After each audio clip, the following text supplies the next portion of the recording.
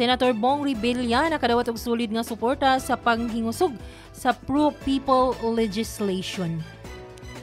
Nakadawat og sulid nga suporta gikan sa katawhan sa Pangasinan human sa iyang tulo ka adlaw nga kampanya sa lalawigan Marso 18 ngadto 20. Gihinabi ni Senator Bong Revilla ang mga senior citizen kung asa usa kini siya sa mikampiyon sa balaod nun alang kanila nga maong Republic Act number 11982 o Expanded Centenarians Act nga naghatag grants nga 10,000 pesos cash gift ngadto sa mga senior citizen nga nagpangidaron sa 80, 85, 90 ug 95. Matod sa senador, dili angayan biyaan ang mga lolo ug lola tungod kay gikinahanglan nila ang maayo nga pag-amuma gikan sa gobyerno ug pamilya. Miss Or on the spot. Gisundan kini og motorkada sa Malasiki, Bayambang, Bautista, Alcala ug Santo Tomas nga gidagsa sa iyang mga supporters. Ug adtong Marso 19, ginabi sad sa senador ang mga barangay opisyal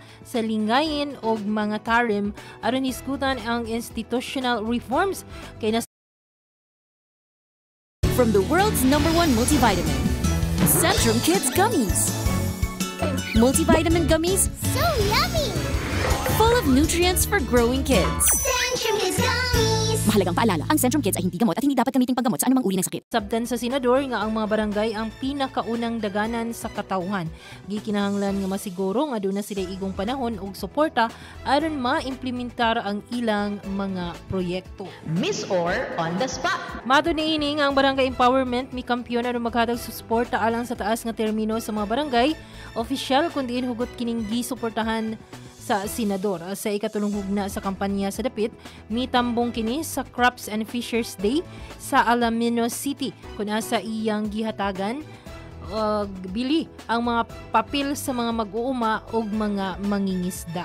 Usa sa gitukan niini sa iyang kampanya ang pagkain sa bawat hapag nga nag-focus sa legislative agenda nga nagprioridad sa long-term support sa agriculture and fisheries sectors. Gipasalig sab niini nga ang tinuod nga leader ana amo aksyon og dili mobiya sa katawhan nga giserbisyuhan.